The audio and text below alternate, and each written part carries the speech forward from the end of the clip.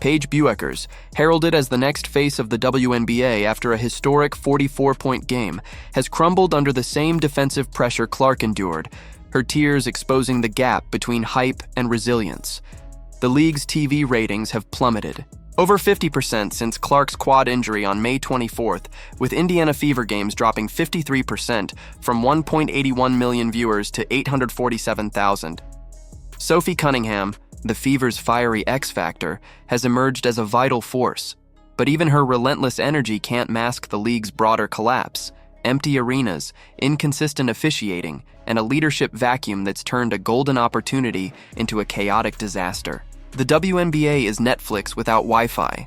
Unwatchable, teetering on collapse and desperately clinging to the hope of Clark's return to salvage a season spiraling into oblivion. The numbers paint a grim picture.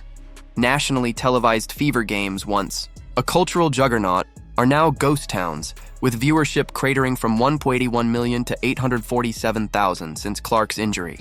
The 2025 All-Star Game, absent her star power, saw a 36% ratings drop from 2024's 3.44 million to 2.19 million, despite topping the night's programming.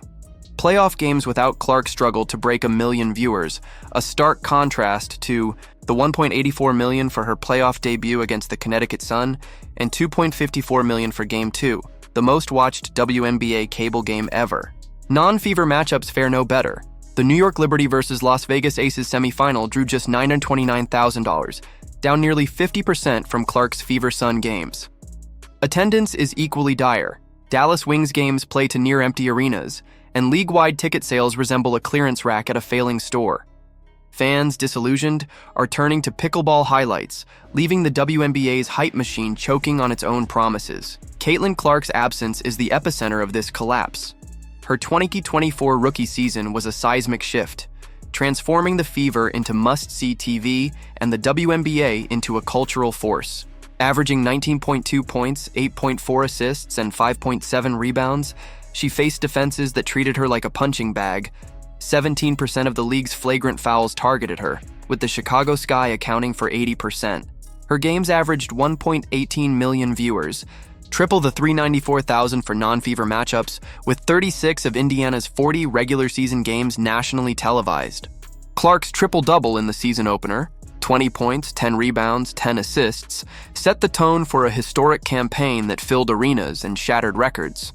But her quad strain, sidelining her since May 24th, has flatlined the league's pulse. Fans tuned out, and the WNBA's failure to protect her, allowing body checks and elbows while referees shrugged, has fueled a backlash louder than the whistles. Paige Bueckers, the Dallas Wings' #1 pick, was supposed to fill the void. Her 44-point explosion against the Los Angeles Sparks, 17 of 21 shooting, 81% from the field, 4 of 4 from 3, tying Cynthia Cooper's 1997 rookie record, was hailed as a generational performance.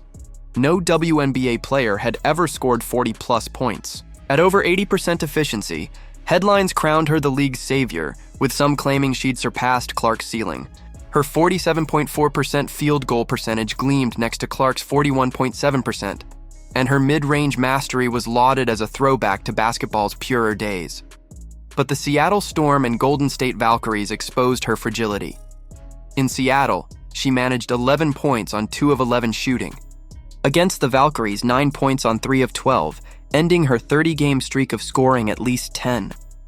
Footage of Bueckers in tears, overwhelmed by relentless blitzes, doubles, and triples, revealed a player buckling under the Caitlin Clark treatment.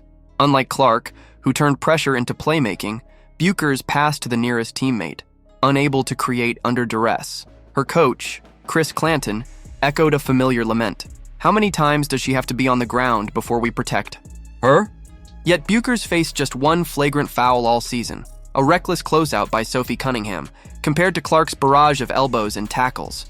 The contrast is stark. Clark faced vitriol and physicality from day one, with coaches scheming to be physical and defenders treating her drives like a gauntlet. Lexi Brown noted the difference. Clark's popularity drew animus.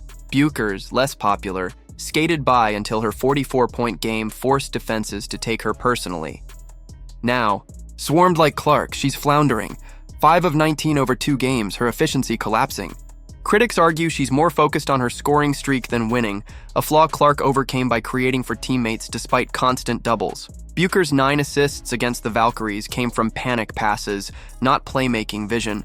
The Wings at 928 and out of playoff contention lack the firepower to punish defenses for blitzing her, exposing her reliance on open looks.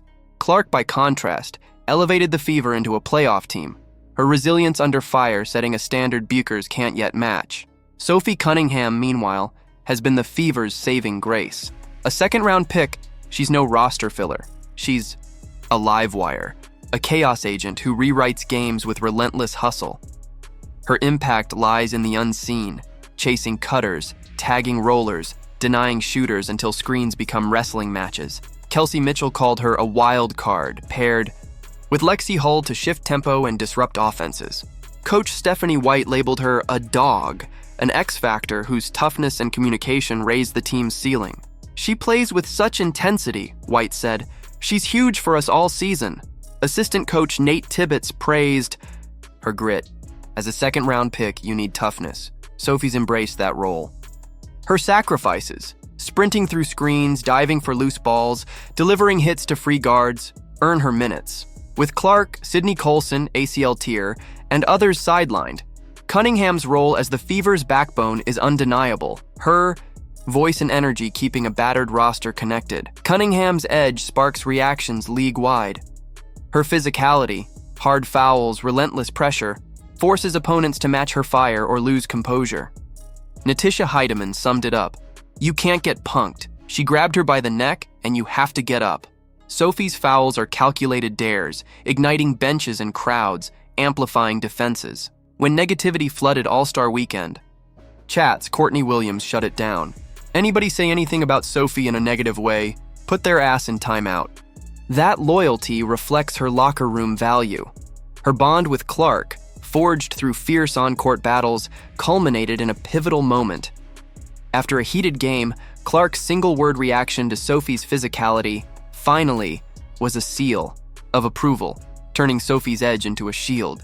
"Dude, I got you," Sophie replied, cementing her role as Clark's protector.